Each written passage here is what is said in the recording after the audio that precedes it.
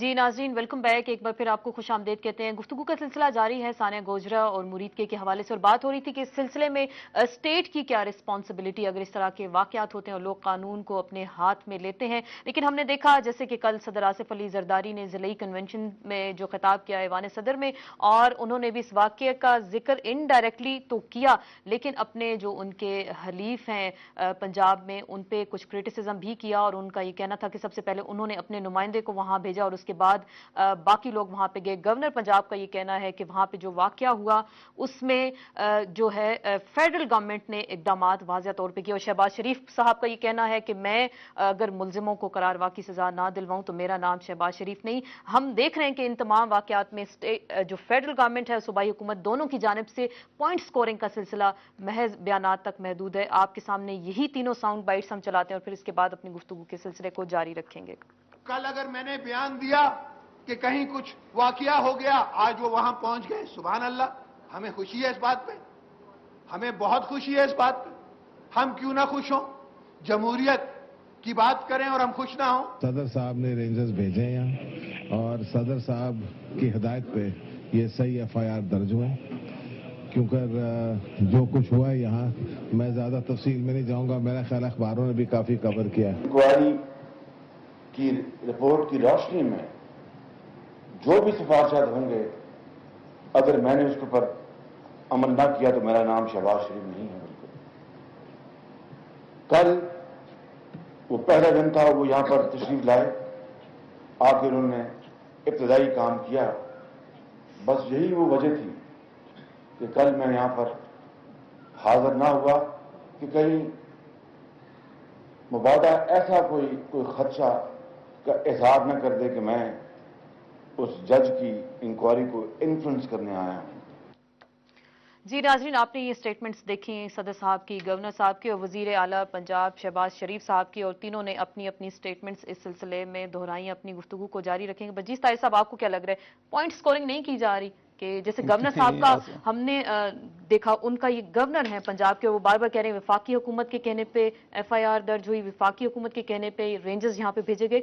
तो अगर गवर्नर हैं सूबे के तो वो इस तरह की स्टेटमेंट दे रहे हैं, और दूसरी जानिब आपके जो कायद हैं उनकी जो स्टेटमेंट है। जी असमा, बात ये है कि ये मुल्क जो है इस वक्त इंतहाई नाजुक दौर से गुजर रहा है। आसिफ अली जरदारी साहब सदर हैं, सदर पाकिस्तान।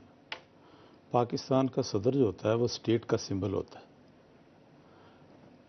प्रेसिडेंट हाउस में वो पीपल्स पार्टी के कारकुनों से खिताब कर रहे थे। ये प्रेसिडेंट हाउस पूरे पाकिस्तान का है, सिर्फ पीपल्स पार्टी का नहीं है।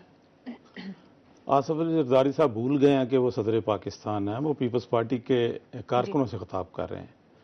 बड़ी ज्यादती है वैसे कौम के साथ, इस तरह का अंदाज नहीं होना चाहिए। सुभान अल्लाह, ये सदर पाकिस्तान बात नहीं कर रहे थे, वो पीपल्स पार्टी के सदर बात कर रहे थे। पहली बात ये सेंस ऑफ रिस्पॉन्सिबिलिटी की बात। आपने शहबाज साहब की बात सुनी, और आपने देखा कि चीफ मिनिस्टर पंजाब ने सबसे पहले वहां पे हाई कोर्ट का जज, जो PCO जज नहीं है, जी, उसको जुडिशियल इंक्वायरी के लिए वहां पे भेजा। हालांकि वहां के लोग, कई लोग एक्सपेक्ट कर रहे थे कि सेशन जज को ये जो है इंक्वायरी मार की जाएगी, लेकिन शहबाज साहब ने, वज़ीर आला पंजाब ने, ये देखते हुए कि इसको क्यों ना हाई लेवल पे हम लेकर जाएं, जहां पे किसी के मुलजम के बच जाने का एहतमाल ही ना हो। और आप देख रहे हैं कि सबसे पहले उन्होंने अपनी लोकल एडमिनिस्ट्रेशन जो है उसको चेंज किया है। ये मामलात जो हैं ये बातों से हल नहीं होते, ये काम से हल होते हैं। और शहबाज शरीफ ने तो आपने देखा कि आज सूबा पंजाब में अगर रोटी 2 रुपए की बिकती है तो बाकी के सूबे उसको फॉलो क्यों नहीं करते? बिल्कुल, आप बात करें पीपल्स पार्टी के हवाले से। हमारी कोशिश थी कि फौजिया वहाब जो कमिटमेंट के बावजूद आज प्रोग्राम में शिरकत नहीं उन्होंने की, और किसी और TV चैनल पे इस वक्त वो बैठी हैं, कमिटमेंट उन्होंने की थी कि आज के प्रोग्राम में शिरकत करेंगे, लेकिन जो पीपल्स पार्टी के हवाले से बात हो रही है उस हवाले से अब हम क्या कह सकते हैं। आपसे खुर्शीद नदीम साहब ये जानना चाहेंगे, आप तमाम तरवाकियात को आप देख भी रहे हैं, और जो सूबाई हुकूमत की स्टेटमेंट्स आ रही हैं, फेडरल गवर्नमेंट की जानिब से, सदर साहब की जानिब से, जो विफाक के नुमाइंदे, आप क्या कह रहे हैं कि मामला पॉइंट स्कोरिंग तक महदूद हैं, या फिर क्रेडिट लेके कोशिश की जा रही कि हमने ज्यादा बेहतर तौर पर इकदाम किए? खैर, ये अफसोसनाक होगा अगर ऐसा होगा तो। सबसे अच्छी बात तो ये कि पार्लियामेंट ने एक मुश्तरका करारदाद इसकी मजम्मत में पास की है। मेरे नज़दीक वो सबसे अच्छी बात है जो इस कॉन्टेक्स्ट में हुई है। اب کچھ سالڈ اقدام کرنا چاہیے جو میں سمجھتا ہوں ضروری ہے، اور میں سجیسٹ کرتا ہوں قومی اسمبلی کے رکن یہاں تشریف فرما ہے کہ اب ایک جوائنٹ قرارداد آنی چاہیے قومی اسمبلی میں جو اس پر مشتمل ہو کہ اس ملک میں مساجد کے نظام کو ایک باقاعدہ اسٹیٹ کے نظام کے تحت کیا جائے۔ پاکستان دنیا کا واحد مسلمان ملک ہے جس پہ مسجد بنانے میں، اس کا امام کے تقرر کرنے میں کوئی کوالیفیکیشن نہیں ہے، کوئی قانون نہیں ہے۔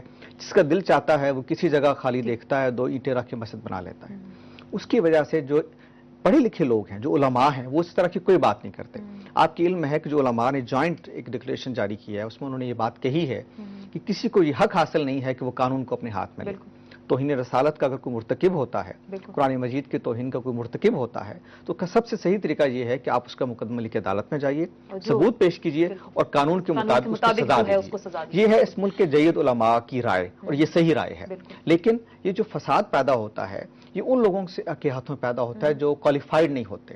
اب میں سمجھتا ہوں کہ اس میں مسلم لیگ، پیپلز پارٹی اور باقی جماعتوں کو مل کے ایک قرارداد لانی چاہیے قومی اسمبلی میں بھی اور پنجاب اسمبلی میں بھی اور باقی صوبوں میں بھی کہ ہم نے اس ملک میں مساجد کے نظام کو اسٹیٹ کے تحت آرگنائز کرنا ہے تاکہ کسی کو حق حاصل نہ ہو کہ اللہ کے دین کا یہ ایک بنیادی جو نیشنل پلیٹ فارم ہے اس کو مس یوز کر سکے۔ بہت اچھی بات آپ نے کی۔ اس وقت ہمارے ساتھ ٹیلی فون لائن پہ موجود ہے Alexander John Malik, bishop of Lahore ہیں، آپ کو ویلکم کہتے ہیں پروگرام میں۔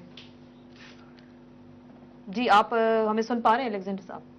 جی، آپ نے جو دیکھا ہوگا جو ثانیہ گوجرا ہوا یا مرید کے واقعات ہوتے ہیں، اور جیسے ہماری گفتگو کا سلسلہ جاری ہے کہ جو توہین رسالت کے مرتکب ہیں ان کو جو قانون اور آئین کہتا ہے اس کے تحت سزا دی جانی چاہیے، لیکن جب اس طرح کے واقعات ہوتے ہیں لوگ قانون کو اپنے ہاتھ میں لینے کی کوشش کرتے ہیں اور شرپسند عناصر جب ان طرح کے واقعات میں ملوث ہو جاتے ہیں تو اس حوالے سے آپ کیا کہتے ہیں؟ آپ بحیثیت بشپ آپ کا کیا موقف ہے، کیا ہونا چاہیے؟ میں تو شروع ہی سے یہ کہتا رہا ہوں کہ توہین رسالت کا یہ بلیسفیمی لا بننا ہی نہیں چاہیے تھا۔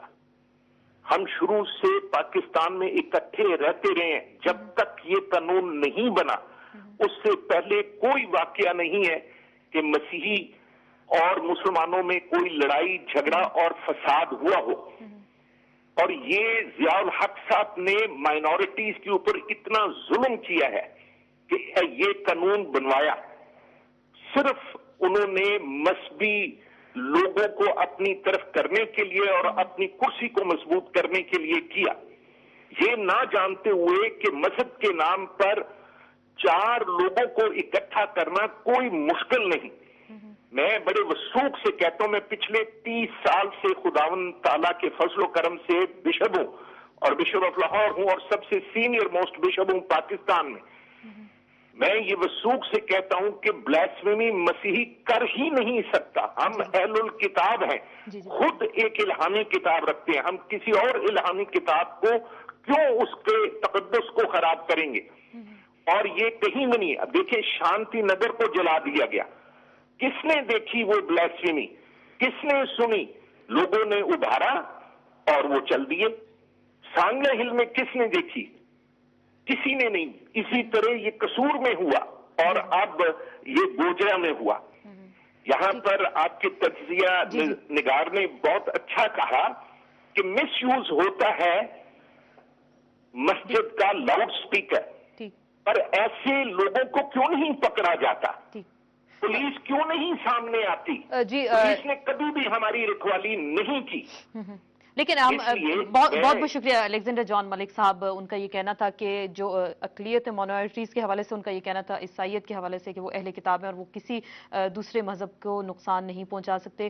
بات انہوں نے یہ کی کہ توہین رسالت کے قانون کے حوالے سے انہوں نے کہا تھا کہ اس پہ جو اقلیت ہیں ان کو نشانہ بنایا جاتا ہے اور قانون ختم کرنے کے حوالے سے بات کی، لیکن قرآن پاک میں ہے جو توہین رسالت کرے گا اس کی سزا سزائے موت ہے، اور اگر واقعات کو تمام روشنی میں دیکھا جائے اور اس کو آئین اور قانون کے مطابق سزا دی جائے، خیر وہ چیز تو ختم نہیں ہو سکتی۔ ہم بات کر رہے ہیں کہ لوگوں کے رویوں کے حوالے سے کہ لوگ جب خود قانون کو ہاتھ میں لیتے ہیں تو دن کیا ہوتا ہے، اس حوالے سے آپ بتائیے۔ قرآن مجید میں تو ویسے ایسی کوئی بات نہیں ہے، یعنی اس جرم کی سزا قرآن مجید نے بیان نہیں کی موت، یہ پہلی بات آپ سے کرتا ہوں۔ البتہ یہ بات صحیح ہے کہ جس شخصیت کے ساتھ، جس کتاب کے ساتھ لوگوں کے جذبات وابستہ ہوتے ہیں اس کی توہین جو ہے وہ بڑی سطح پر ایک فساد کا باعث بنتا ہے۔